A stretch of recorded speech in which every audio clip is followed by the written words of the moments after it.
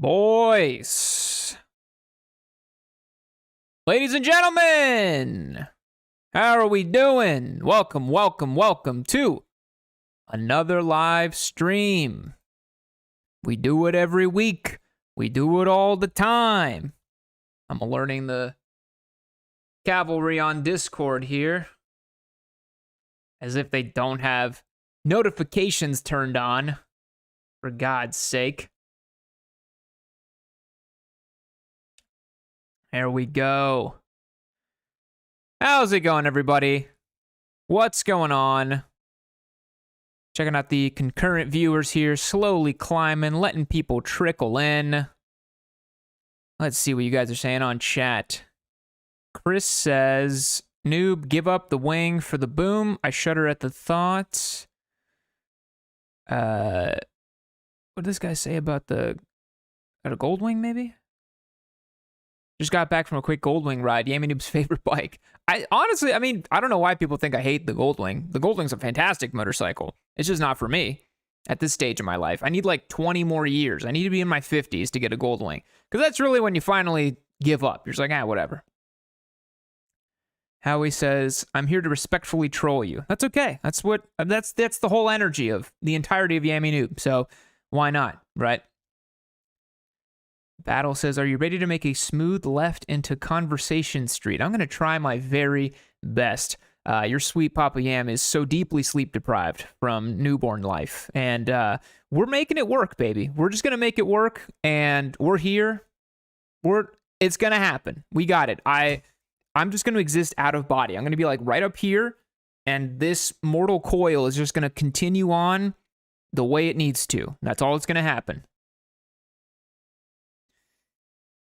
Daddy Yam, that's right. Asher says, thanks, Yam, for answering my question in your last video about the 675 SRR. That's the CF Moto, right? I don't remember what the question was, but yeah. Fun fact says, awkward, my picture is your background. Is that really you? That's a great photo. I just used it, I literally just found, I have this giant cache of crusty, weird motorcycle images on my hard drive that I use for different things. And this is one of my favorites. I love this photo, so I've used it for a long time. James asks, what do you think of the new CF Moto that just dropped? Is that the 3-cylinder? The SRS or whatever? I think I already talked about that one. Arimep says, or Ariam FPS, hello, sorry, but didn't really like your opinion on the last video about Chinese motorcycles. That's the way the cookie crumbles, baby. I'm not here to make friends. I'm here to make content. No, but if you respectfully disagree, that's fine. I just think I'm objectively correct. Just kidding, folks. Oh, boys, let me cue up the podcastorino here, or the slideshow, rather. Put it into view mode. How do we view this thing?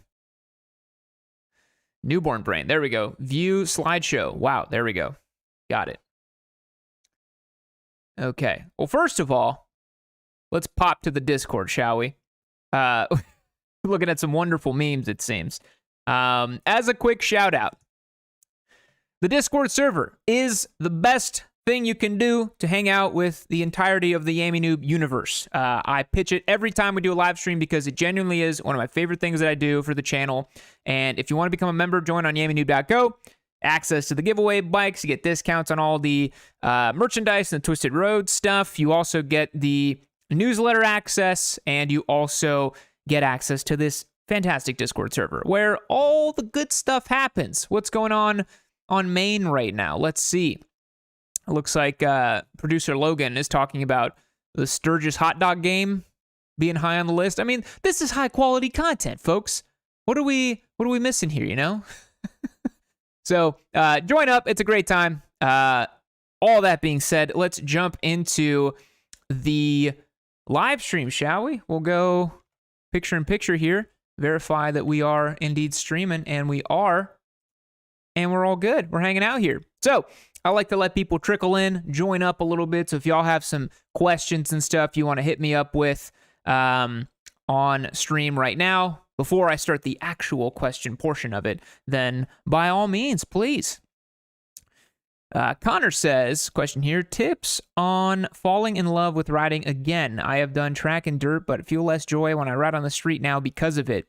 That's typically what happens. I remember I went through that a few years ago where I was doing a ton of track day stuff, a lot of dirt bike stuff, and I just didn't really, I was like, the streets, whatever, you know? Weirdly enough, I've come back around on street riding now because I like the more free-form nature of it. I like that I can just head out and have some fun, and it's kind of lower stakes. So, if you approach street riding from that performance adrenaline perspective, yes, it can be kind of boring, but maybe because I'm getting older, but like, I don't know, sometimes it's nice to just feel the breeze, slow down, take a look at everything, and just like enjoy the roads you've always ridden, but in like a new way, if that makes sense. So that's just my opinion here. Silly time. Show the picture of you with the guy going off in the background. Was that me on the Texas channel? Hold on a sec, boys. We're going back to Discord really quick.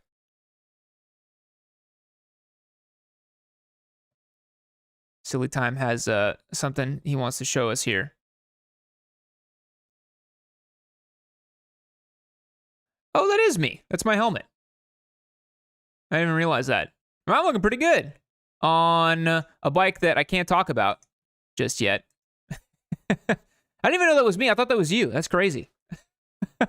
And then, ooh, somebody going down in the background. That stinks. That's so funny. I saw this and I thought it was you riding. I didn't even notice it was me because I only ever see this helmet on me when I'm out on track. I just rode it that one day because I was like, it's fine. Oh yeah, you see that gravel back there? That's not good. These are some nice shots though. Yeah. I got that casual street pace, you know what I mean? I got that casual look about me. Anyways, enough looking at me. Let's go back to the main here. We'll go to this one, and then we'll go to picture-in-picture. We'll verify, and we are good to go. Okay, back on here. And we're letting the pre-stream hang out here. So hopefully that guy was okay. I don't know who the hell that was that went down in that photo, but yeah. Let's see, any questions here while we're on the pre-stream? Dan asks, how do you recommend riders use the brakes, engine braking, and clutch when rapidly stopping at an intersection from a 40-mile-per-hour speed? I mean, if it's an emergency stop, just think about the brakes. Like, don't worry about the clutch or the engine braking. Like, literally just focus 100% of your energy on stopping the bike. And the majority of your stopping power is going to come from just the front brake lever. So, like, if you're talking about, like, rapidly stopping as an emergency situation, disregard clutch, disregard engine, just grab the lever as much as you can. Doesn't matter if you stall the bike, you got to just not hit the thing. If you're talking about like just trying to come to a stop quickly, but in a controlled way, downshifting will get most of you the way there because you use the engine braking, use the front brakes, the whole thing stops a little better. So that would be my perspective. Underskilled here asks, Yam, how hard is it to replace an ignition on a GSX-8R? Someone shoved the screwdriver into mine. Ooh, that stinks. I've actually never had to replace an ignition, funny enough. I've been very fortunate that I've never had any of my bikes. I haven't attempted theft on there. I remember Spite's SMCR. That was the bike I always think about being stolen because I think it got attempted to be stolen like 5 times or something crazy like that. I don't think it's that bad to swap the ignition barrel, but I've never done it, so I don't really have much to add there, unfortunately. Vegahan, Papio SS when? Oof. I mean, I'd love to. Maybe I'll just do it. I don't know. Like, I think it's got so much. Of all the CF moto bikes, I think that might be my favorite just because, like, they did not have to style it that way at all, and yet they did, which is hilarious. So, yeah, I think it's one of those bikes where I'm like, yeah, I want to get it just because it looks so cool. It has such, like, strong visual presence about it, you know? It's a really cool little bike. Kelsey, hey, Yammie, learning to ride has been my newest obsession. Female critical care nurse of all things, wanting to get into the two-wheeled freedom. Man, oh my God, I feel for you. You're probably hearing it from everybody in the sun, especially as like a medical professional and then as a female as well. You probably got lots of dudes mansplaining to you about motorcycles, so hopefully you're not dealing with that. But every time I've seen that, And then, yeah, you know what's funny is I've seen a lot of medical professionals who do ride, and I think it's because they understand the risks and they're just like, well, they're like anybody else. Just because you see people get hurt on bikes doesn't mean you're not going to ride, you know? So hopefully you're in that boat. But boys, it's 6:10 p.m. Let's get started with the official show, shall we? I'll be watching the chat over here, so if you all have anything to drop me, go ahead and drop it on there. But we're going to get started with the questions. Rider questions answered. Producer Logan here put a wonderful graphic of a tiny boy saying, why does my KTM not run? Probably because those camshafts got chewed up. We have a whole explainer video on that going live on Saturday. But let's get started. All right, Not Bat Fee on YouTube asked me, am I dumb for wanting a Honda SCL 500 as my first street bike? Yes. Just kidding. Anything else I should check out that's similar? So honestly, I think the Honda SCL 500 is a big miss, and it's not because I hate the Honda 500 platforms, even though that is somewhat true. What I think the Honda SCL doesn't do is it doesn't provide much in the way of like real proper scrambling potential. It's a little heavy too. It's based on the Rebel 500. Personally, if you want something like that, the Husqvarna Svartpillen 401, fantastic option. It's way more interesting, lightweight, peppier, can scramble a little bit better, and it's still a proper street bike. We're not talking dual sports here. So I would say, and it's going to be cheaper too. And if I remember correctly, it comes with fully adjustable suspension as well. So I think that's a great choice. So look at that over getting the Honda SCL 500. That's just my take on it. Alt Racer on YouTube, getting into the sport, would you recommend a supermoto? So here's a somewhat unpopular opinion. Supermotos are really fun to ride, but they're way pigeonholed. And the reason I say that is because they are really fun toys for low stakes, low speed riding in asphalt conditions. And outside of like a mini kart track or something like that, in my opinion, there's not too much to do with the supermoto. I think they're very narrow in terms of the kind of application of it. So if you're getting into motorcycling, I don't think doing a supermoto is the right move.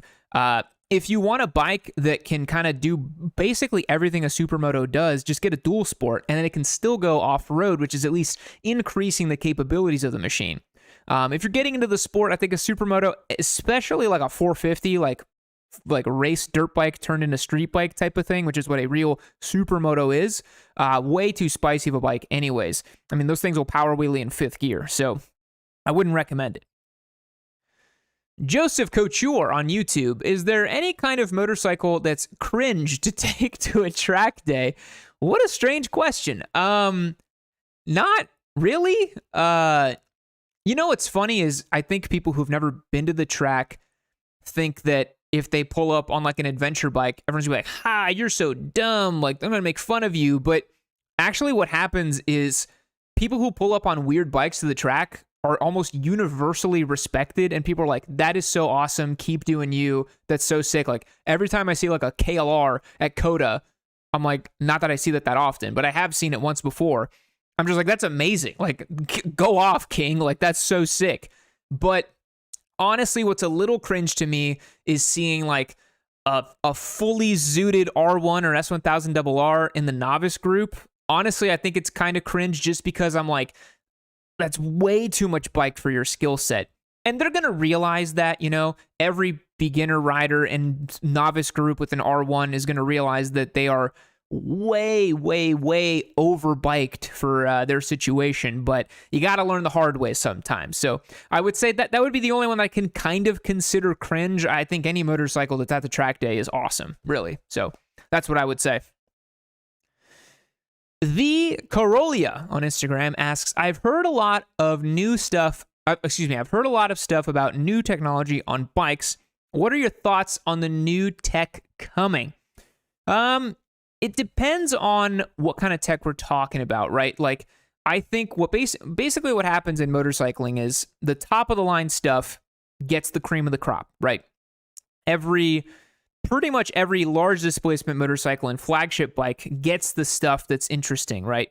The newest race-derived technologies usually start up at the flagship, but what we've seen lately is the middleweight category is getting more interesting stuff because that's where the money is nowadays.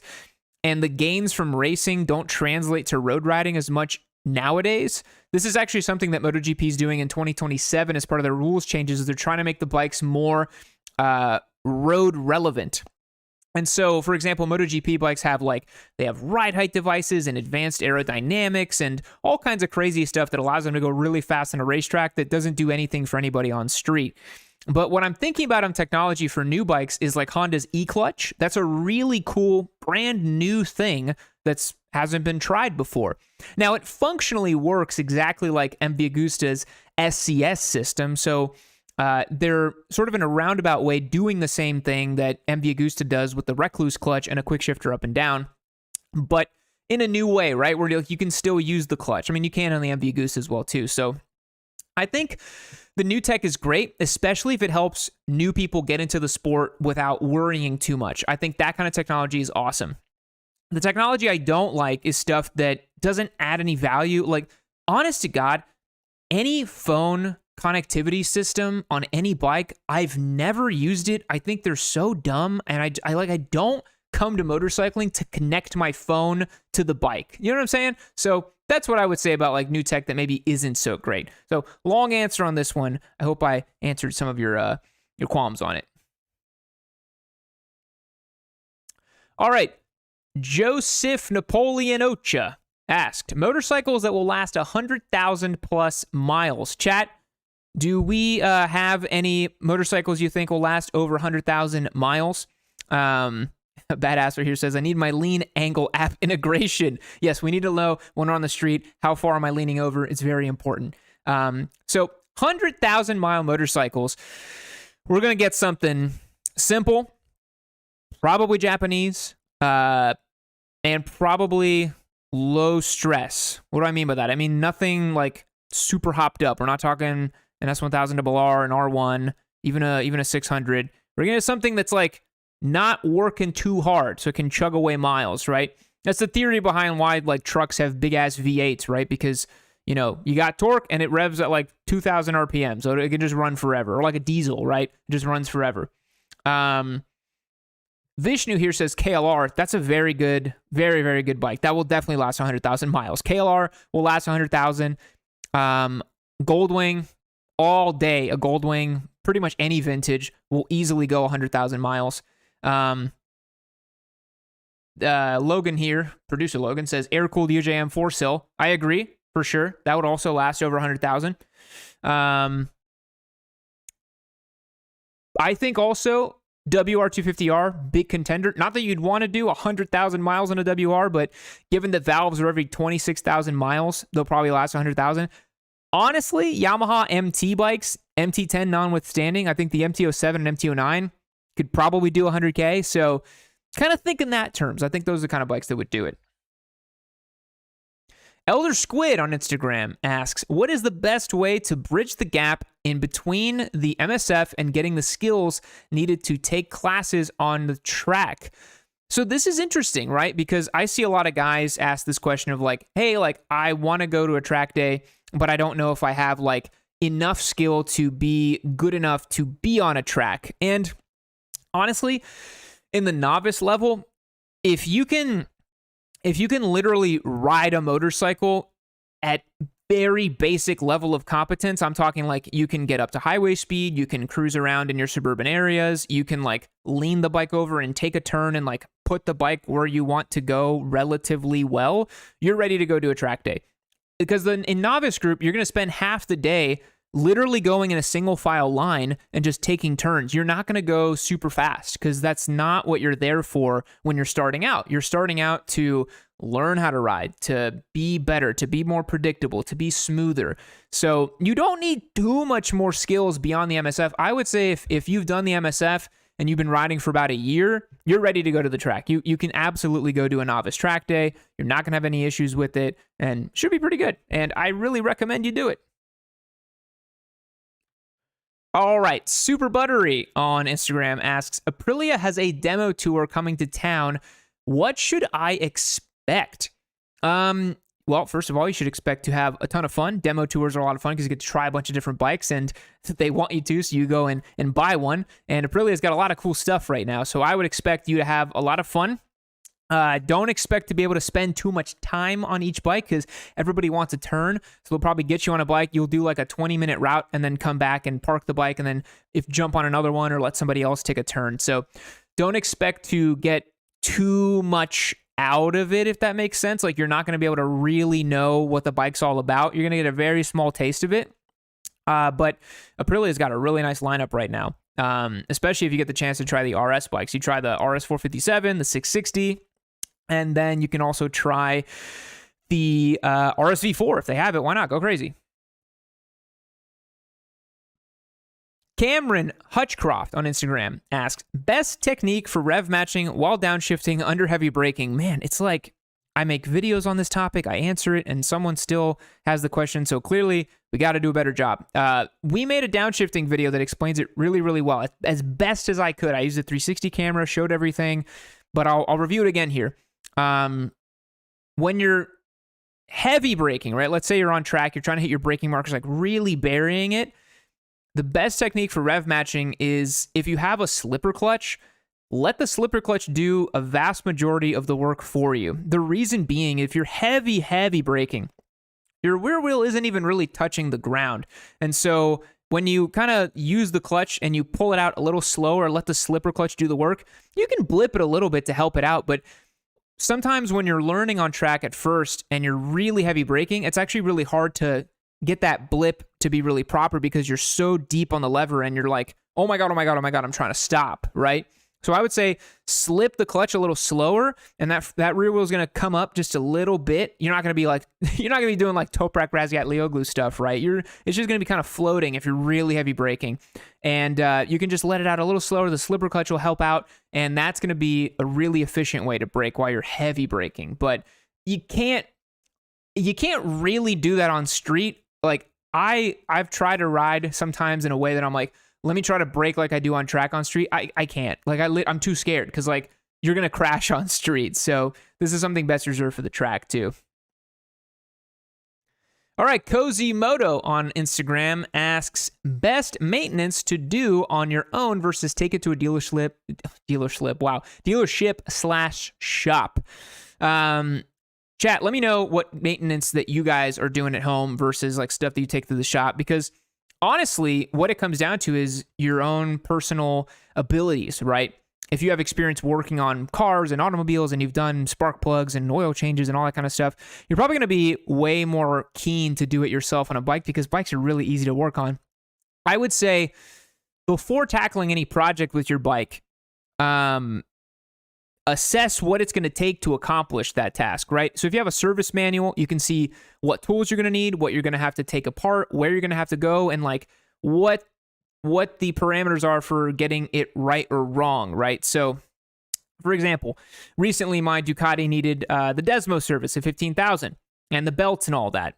So I looked at the manual and I saw that the belts were relatively easy. You just pop off the side case, you do a procedure to put the new belt in, you have to measure the tension for the belt. That was the only small tricky thing, but everything was pretty straightforward. But when I looked at what the Desmo service would entail, it was one of those things where I was like, I could do this, or I could pay someone to do it and not have to worry about it, because I would need a special tool. I'd need to take the bike super apart and like get down to the valves and all that stuff. And like, ultimately, you have to ask yourself, like, if it's something you're going to repeatably do, like an oil change or replace a chain or change a sprocket, bleed some brakes, I think that kind of stuff you should learn how to do because you're going to keep having to do it, right? Valve checks and some other stuff that comes around every like 5 years or, the kind of longer term maintenance items. Personally, I just take it to a shop because I'm not going to have to do it again for a long time. And by the time it comes up again, I'll have forgotten what I needed to do. So it's like, you might as well do it all over again. So that's my take on maintenance to do on your own versus taking it to a shop. So seeing you guys here. Brandon says, tires are a pain in the ass, but I'll do them. That's how I feel too. Like until I got my tire changing machine, I also was like, this is just a giant pain in the butt. But nowadays it's so much more convenient to just spend like an hour for me in the shop and just change my tires than like take the whole thing apart and all that. Badassler said, unless it's warranty work, I don't take anything to a dealership. That's smart. But also, I know that you have dirt bikes, so that's a little bit easier as well. So if you have, for example, a bike with lots of fairings, sometimes you're like, man, I don't want to take all these goddamn fairings apart. I really don't. I really don't. All right, Mirror on Instagram. What is the dumbest thing to do as a beginner rider? Well, this is a big one, and there's lots of ways we could take this. The dumbest thing you can do as a beginner rider, honestly, I'm going to give you a dad answer. You ready? It's to become complacent. The number one thing I see beginners doing is becoming complacent, both in their gear and in their riding. I see so many people on Instagram and YouTube. They've been riding for like 6 months. They start filming themselves. They start playing with their cardos. They start, doing all this stuff on their motorcycles. You're not ready yet to be at the point where you're riding sort of unconsciously like that, right? Because you guys see me on YouTube, I'm like talking while I'm riding and like, I'm trail braking, I'm like rev matching, I'm doing all this stuff that's like completely second nature to me because I've been riding for quite a while. But when you first start out, you don't know all that stuff yet. Like you're having to actively think to manage that stuff. And I see a lot of beginners, they just get complacent. They get, a little forgetful of their skill sets. They don't pay attention the way they should. And then I feel like that adds to the danger element because the dumbest thing that can happen is getting into a crash that didn't need to happen. So that's going to be my answer. Second dumbest thing you can do is buying a leader bike as your first motorcycle or a Hayabusa or something like that. Like getting a massively overpowered motorcycle because you think you're better than the power progression ladder is usually pretty stupid too. Chris here added a great one. Drinking and riding also. Extremely preventable, really stupid. Just literally never do that. Literally never do that. If you want a taste of what that's going to be like, drink 2 or 3 beers and then ride a bicycle. And then imagine that, but about 100 times faster. And you're not going to have a good time. When you're drunk, your balance is impeded. And guess what you need to ride a motorcycle? Balance. Okay, Dan Demand, 31. He asks, is an underglow kit on a bike still not the style to go with? Man, it really depends on the crowds you're hanging with. For me personally, I wouldn't do it. It's not, I think it's a little past my age. It's a little, passe. To me, it just reminds me of like the early 2000s Hondas with like the underglow. I've never liked underglow on a motorcycle. It's just, I just think it's, I don't know. To me, it's a teensy bit immature, right? But if you're young, you're hanging with a crew that's got some underglow, man, have fun. Who cares? Like, it's fine. You'll look back and be like, that was silly, but I had a good time, It's really not a big deal. And who am I to tell you what's stylish? I literally wear a black t-shirt every day of my life, I'm some 30-something-year-old dad. I don't know anything stylish. Nico Teta asked, any tips for new riders trying to improve leaning and positioning on sport bikes? So, the biggest thing I can tell you for the positioning on sport bikes is it doesn't really matter all that much. What matters most is you being comfortable, right? Unless you're talking about you're riding at like an expert level on track and you're trying to eke out maximum performance and you're trying to stand the bike up and lean over on it and get it to drive harder out of corner exit and stuff like that, because that's really when body position really matters. All that matters is that you're comfortable on street. So, there's basic stuff like the screwdriver grip is a great one. Like as you lean over, you twist your arm outside like this and you get to carry it out like that, right? Or vice versa like this. That's an easy one. Being light with your hands is going to just make your ride more comfortable in general. Squeezing the gas tank with your legs to reduce the load on your arms. Hooking your outside leg and pointing your inside leg towards the corner. That's just like basic small stuff you can do to just make you more comfortable, but you really don't need to worry about body position on the street, like, at all. And boys, those are the questions for the week. I hope you enjoyed me answering them. I had a lot of fun answering them. And as a reminder, to join the community on Discord, and you can ask me questions all the time, and I will do my best to answer them for you. So, without further ado, if you guys are ready here on chat, we can talk about the bike roast or boost. Boys, we've been getting a lot of bikes on Discord, so much so that producer Logan was telling me that we have a massive backlog of motorcycles right now, and I am inclined to believe him. In fact, why don't we jump over to Discord right now? I will pop over there. I think they're all in the, they're on the live stream submissions. There's so many bikes in here, so rest assured, if you dropped us a bike, we are doing our best to work through them. Looks like some conversation here about the Ducati V2. But yeah, there's lots and lots of photos. So we're going to do our best to work through them, but just letting you know, we're a little backed up right now, but I guarantee you, we're going to get your bike prepped and loaded there, so don't worry about it. Oh, that's main. There we go. Picture in picture. Got it. All right, back on it. Okay, bike roast and boost. Let's get started. Zach2 on Discord showed us this 2017 Versys 300. Built it using KLR forks and wheels with a 21-inch front end.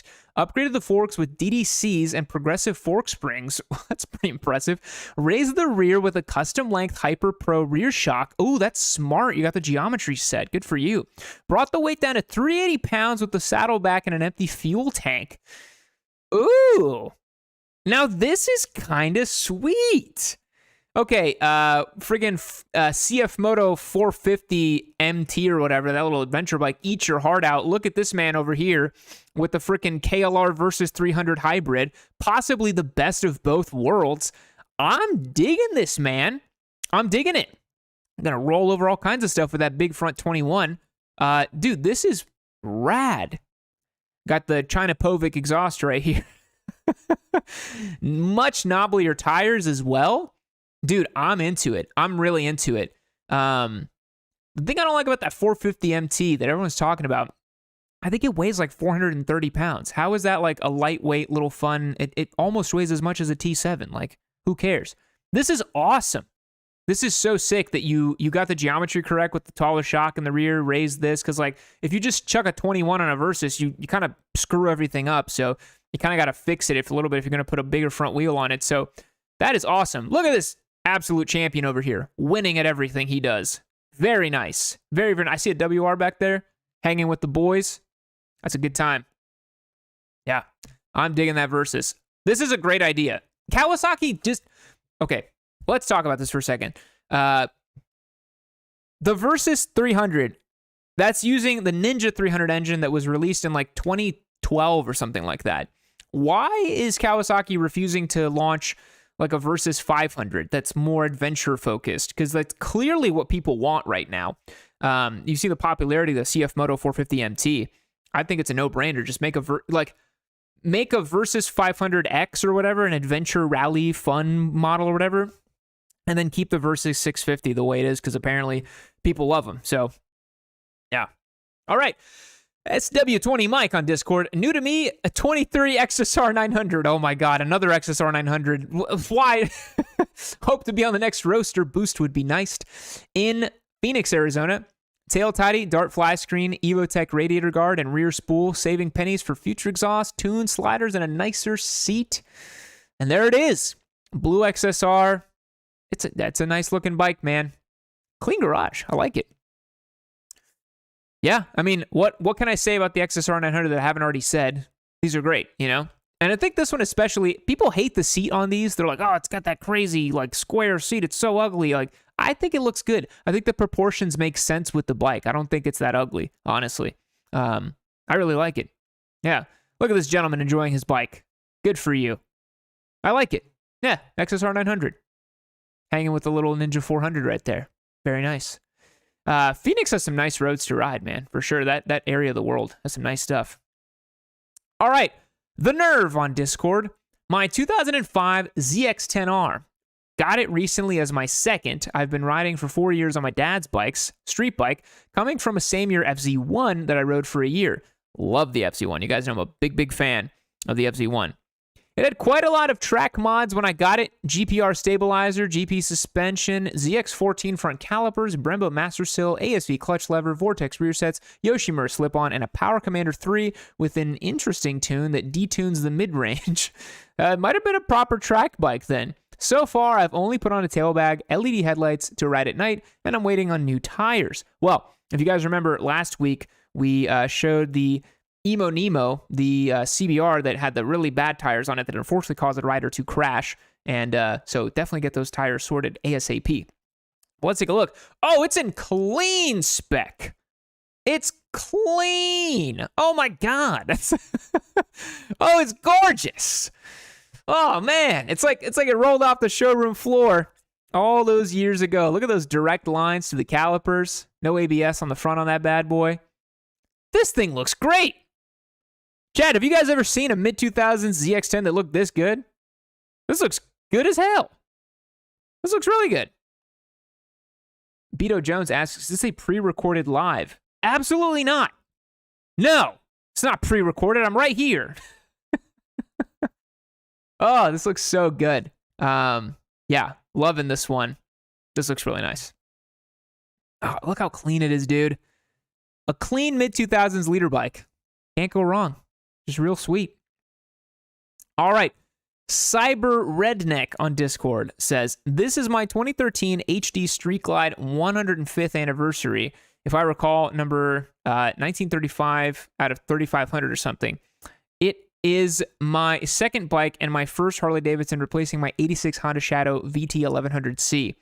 Pat Astor wants me to blink twice. I've owned it for about half a month, and for about a month and a half, and started blipping my throttle for no reason and including brother in every other sentence I say. And the sudden urge to eat only greasy bar burgers and cheap light beer. But in the end, this bike is fine, albeit heavy as hell, slowish, and the brakes leave something to be desired. But hey, she's a copper, and that's pretty cool, I guess. Surely there are worse uses for $8,000. So 2013 HD Street Glide. Oh, goddamn, brother. That's a hog if I ever done seen it. It's got the copper penny paint job. Couple more shades and we could call it cockroach, but not quite. Not quite. Look at all that iron, steel, and chrome, brother. Hell yeah, goddamn. I love this. This Scotty Kilmer meme here. I blow grass clippings on the road because bikers are trash. Guy didn't have any more pictures of the road glide here. Is this the bike that everyone tells me I need to ride from Harley? Because I swear to God, I've ridden like 6 of them and they're all kind of the same, but like apparently I still haven't ridden the right one. I don't know, but yeah, you guys let me know in the chat if there's some Harley I need to ride, because I swear to God, I've ridden like 13 of them and I'm all like, they're fine. I think the Sportster is the best one, honestly. Sue me. All right, Nick RT on Discord. Got this used with 3K miles. Looked like it was just left in the sun and ignored. After a lot of trim restoration and TLC, this is the result. It's my 6th bike after a 30-year break that I had to take because of life. Yes, it's a Gixxer 250. You guys know on chat how much I love the Gixxer 250. If you guys remember in 2021, we had a Project Gixxer 250, the Hobgoblin. It was awesome. It died a terrible fate. If you guys remember, I flamethrowered that bike. If you haven't seen that video, go and check it out. And a lot of people dump on them, myself included, but hey, it's what was available for the money I had. I had to move fast before my wife changed her mind, so here we are. Wish me luck in the giveaways, because that's probably the only way this gets replaced before 2030 when the house is paid off. Well, Nick, I like that your priorities are straight. And there it is, boys. The finest beginner bike that money can buy if you're looking at a Suzuki. You know what? Kudos to this guy for not letting him get him down. You know, he's like, dude, screw you. I have a motorcycle. Like, I don't care.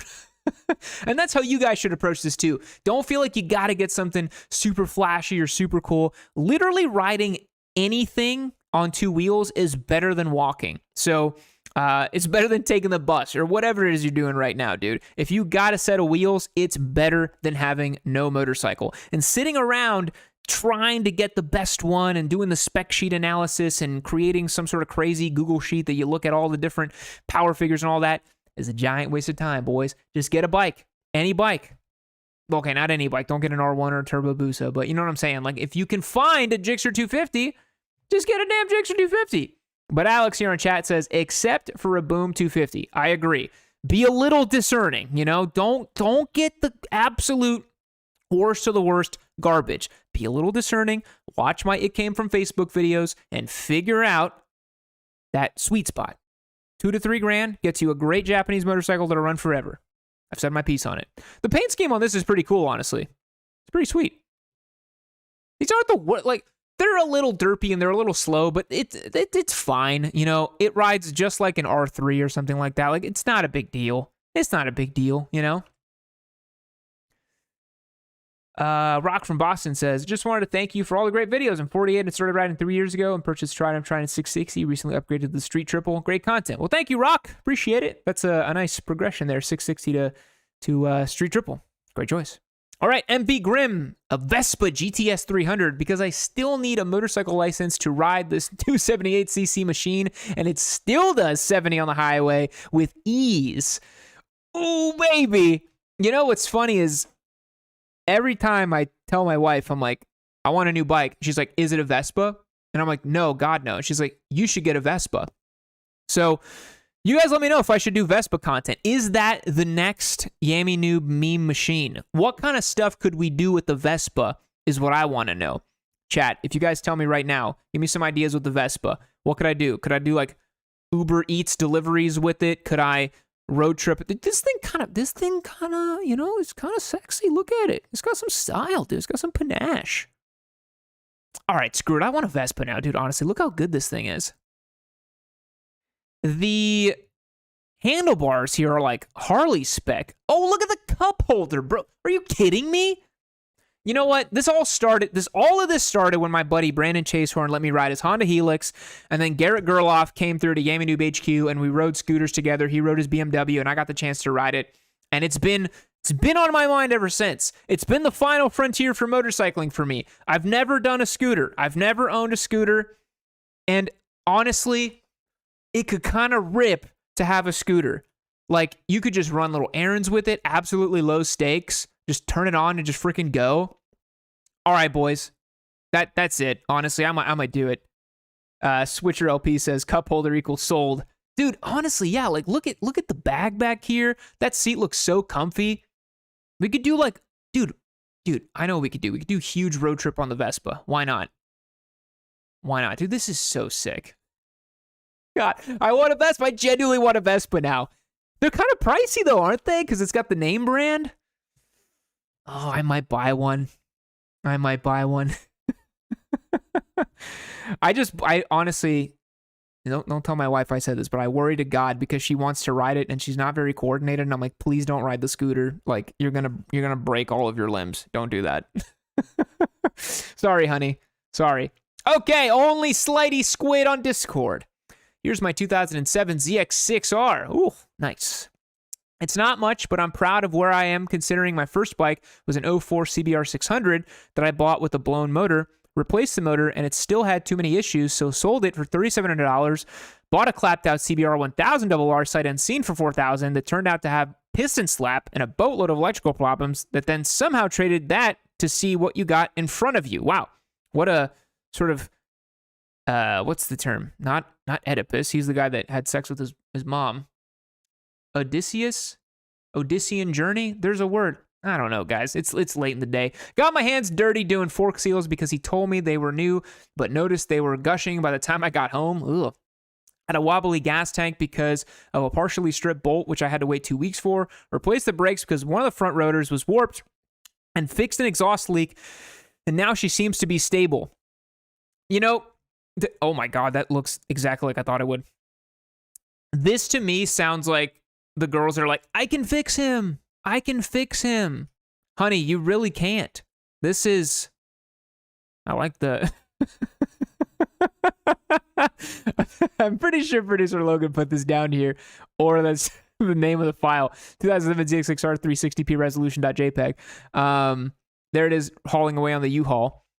Logan says Sisyphean feat. Yeah, kind of like Sisyphus. I was really thinking more like an epic journey, not like repeating the same thing, but it could be a mix of Odysseus and Sisyphus, but who knows? My Greek mythology knowledge is a little bad right now. But I mean, it looks exactly like I thought it would. Look, man, like I said with the Gixxer 250 guy, as long as it runs and it doesn't cause you too many issues, it's a great bike, you know? And honestly, the gold, it kind of slaps, dude. It's kind of cool. It's got a good shape. I don't know why Kawasaki made like 9 different body styles for the ZX6R in the mid-2000s, and there's like 3 different engines they put in that bike in the mid-2000s. I can never remember which one's which and which one looks good. All I know is, to my eye, the 2013 ZX6 is the best looking one. The 636 from 2013, I think that's the best looking ZX6, bar none, for sure.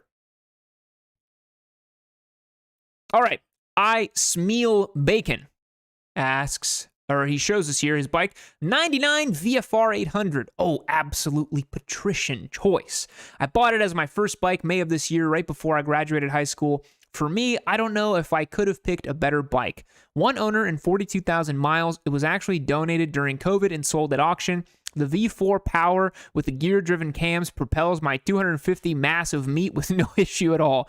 All I've done to it is install a full stainless Delcavic exhaust since the mild steel one had rusted out. Currently, I'm using it as my commuter along with my other baby, the Red Mustang GT, to my first year of college. Well, you good buddy, you're doing your first year of college right. I had a Mazda 3. You got a VFR and a Mustang. That's pretty sweet. So let's take a look. Oh, that's a great bike. Look at the seat. Look at the, it looks like textured or perforated. You don't want a perforated seat. I'll tell you that right now. You do not want a seat that can absorb liquids ever on any motorcycle, because it's going to stink to high heaven. And you will literally park in your garage and you'll go in and just like sniff around and be like, what is that? The hell is, what is that smell? That smell is you. You did that. I love the old school pod turn indicators. Now, man, 90s Hondas, they still look good, dude. They still look good. They've lost their way for sure. They've really lost their way. You're flexing so hard on your buddy with the Ninja right there. You're like, dude, I got a V4. Screw you. It sounds so sick. Best part about it, look at that. Straps for luggage. VFR is a sleeper commuter bike, boys. Let me tell you right now. It's like, oh, a dog. Wonderful. How nice. He's looking like he has a good time. Make sure he puts a helmet on if he's going to go for a ride, though. That's for sure. Coffee Spree on Discord with, you guessed it, a Yamaha XSR, but not a 900. Don't worry, a 700. 700. We're not a 900. But what I am curious about is this bike back here. What is that? It looks like an is it an MTO? No, it's not an MTO7, but it's a parallel twin. It could be, I see the case cover here. Versys 650, Ninja 650 platform. Parallel twin. The pipes look cool. I don't know what this is back here, but anyways, that does look pretty good. Coffee Spree. The XSR 700 with the gold rims. Looking good, man. Looking good. I like it. Looking pretty good. All the sexy shots late at night. I love the 3/4 view on these bikes. They look mean. They look muscular. All right, JP on a rocket. This is my 2004 Yamaha R6. I've had it since September of 2023, and I've loved this thing ever since. It's got a few things that needs to be touched up, but that comes with the territory of owning a 20-year-old bike. That is crazy. It's been 20 years. Hope you enjoy looking at it as much as I like riding it. Have a wonderful day. Thank you. I will try to have a wonderful day. Yeah. So, all right. I'm gonna be really for real with you guys right now. This is not my favorite body style of R6. I think that the headlight situation just looks a little weird. It looks like its eyes are low and its mouth is kind of open like that, you know? Like doing like a sloth thing. It's never been too appealing to my eye, I have to say. Obviously, 08 R6 is the patrician R6 to get. It's the god we pray to. That's the best one.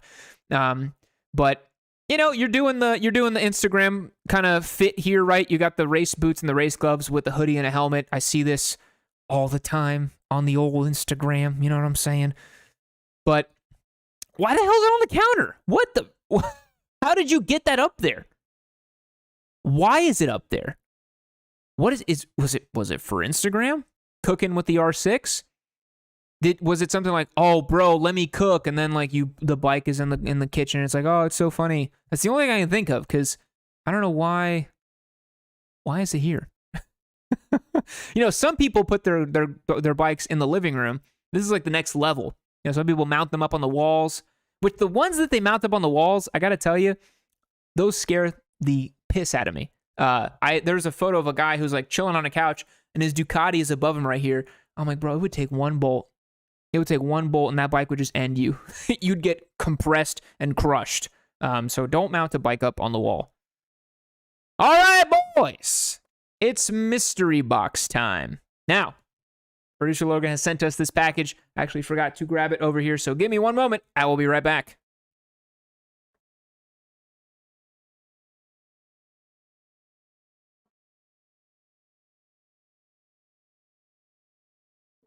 Okay, today we have a nice little Amazon package right here.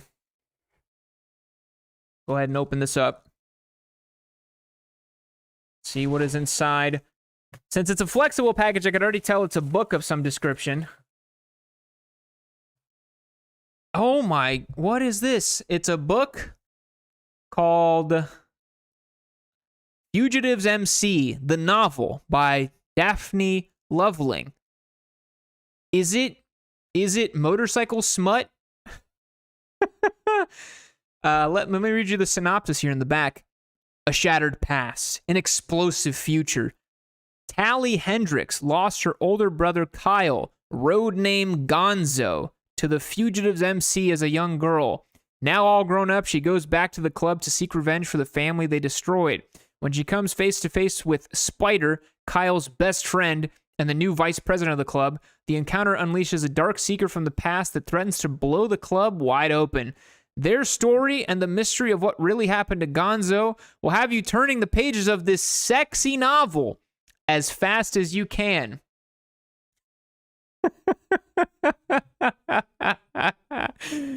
Oh no. You know, I've actually heard someone describe their someone said road name to me in conversation not too long ago, unironically, and I said, "You what? Who? Road name? Gonzo." Okay, I'm gonna read part of this. This is so lame. And what was more, I had to admit it to myself, I was falling in love with Spider. I was falling in love with my brother's best friend, and as such, Spider was connected to both of us now, even though he didn't know it. I wondered what Kyle would have thought about us being together. I realized I didn't know. My relationship to Kyle had been that of a 10-year-old girl to an 18-year-old man. He had grown up, made his own choices, decided his own fate. Dude, why is this written at like the 3rd grade level? Oh my god. Well, I guess if you're trying to get to the smut, you're like, get to the good stuff, you know? Spider leaned down to place a kiss on my forehead.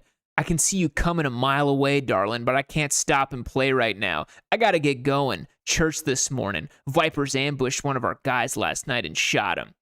Who was it? I whispered, my eyes wide. Bullet, Spider replied grimly. Oh, God, this is nauseatingly bad.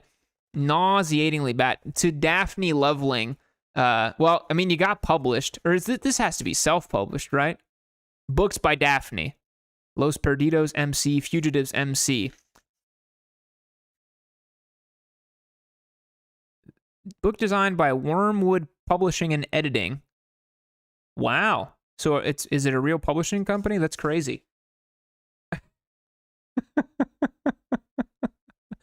Yammie's been got by the book talkers. Oh, this is ridiculous, dude. This oh, hold on. Let's just flip through and see if we can find some more of the sexy smut. This is a very interactive mystery box. There's a lot of head kissing for some reason. Gonzo nodded and kissed the top of her head. Yes, we will. Good God. Well, if I wanted to kill myself, excuse me, unalive myself, I didn't say that on stream, sorry, and read all 300 pages of this sexy motorcycle smut, then I certainly would. But producer Logan, thank you for the light read. You know, maybe next time I'm on a plane, I'll just casually bust this out and have people think that I'm reading this. Badass says hog cranked. I'm cranking my hog to this, boys. Later tonight, I'm gonna crank my hog to it. Oh, geez. Thank you very much, producer Logan. All right, folks. It's time to round out the show. We're doing motorcycle trivia. I do enjoy this one a lot. First question up on the block, and if you guys know the answers to these, go and drop them on chat, and then I will see if it's correct. Question, approximately how many CB750s were made during the first production year, 1969? Bonus question, what year had the highest production numbers? Okay, I think this is a trick question, and I think that think that the first year they probably made like hardly any of them. And then I think in like maybe 1972, like maybe 2 years after that, they made the most of them. I don't know why. That feels right to me. I'm going to say 5,000 in the first year. And then the highest year was 1972. What do we think? 335, says Howie?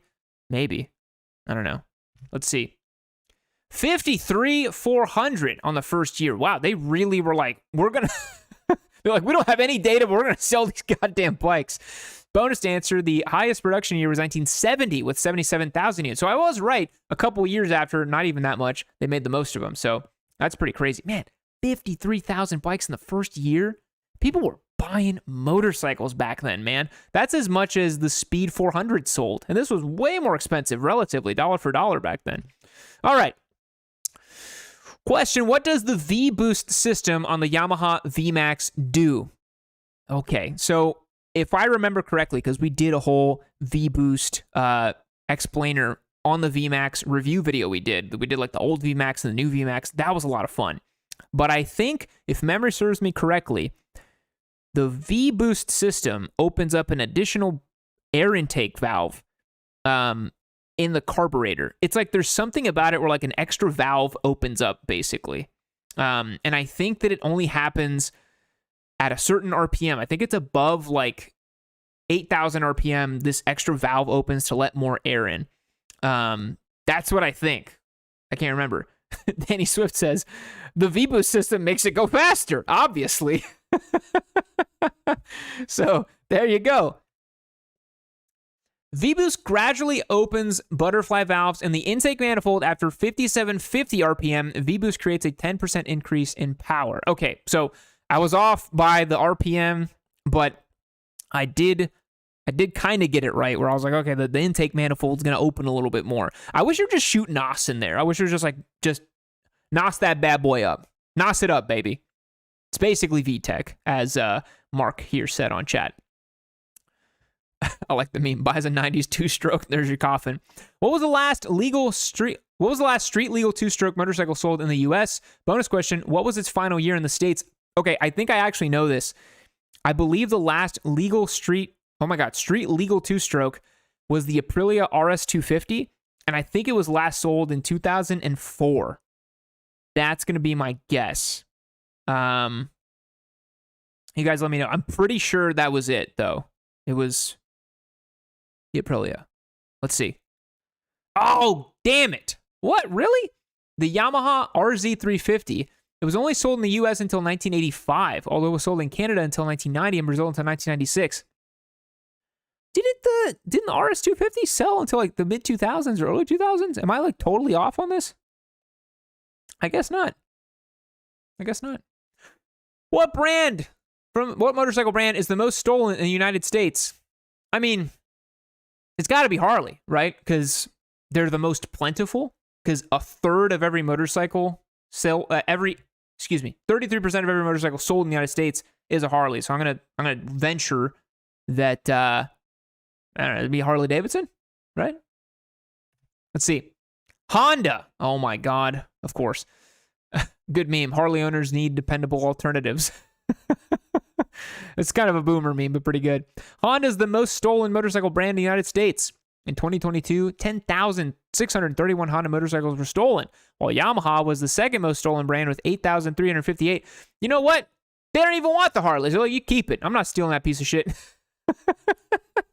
They're probably like, it's way too heavy to load up in the back of a van, so we're not going to do that. Okay, question here. Motorcycles by Moto Guzzi today are recognizable for their transverse V-twin engines. What was their signature engine design for the first 45 years of the company? Wow, I have like zero Guzzi knowledge, like zero. I don't know jack shit about Moto Guzzi. Their signature engine for the first 45 years. Transverse V-twin. Signature engine. It couldn't have been like a single cylinder because that's not a signature thing. But it feels like everybody back in the day was just doing single cyl.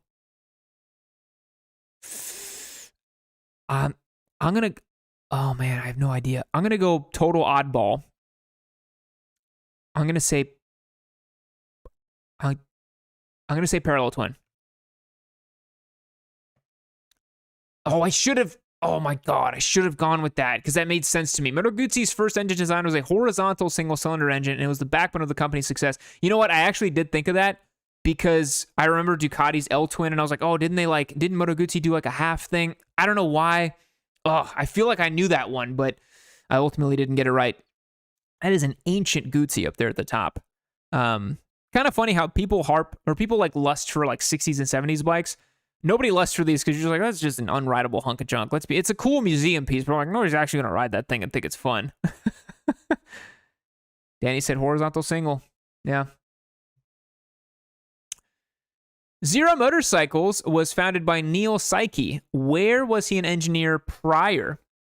I don't know why NASA feels like the right answer. I feel like I remember talking about NASA and Zero Motorcycles. Was it NASA? Let's see. Maybe I'm just gonna total gut check here. Just say NASA. Yes! Let's go! NASA, come over. I need more money. Mars says wet. NASA's on the way.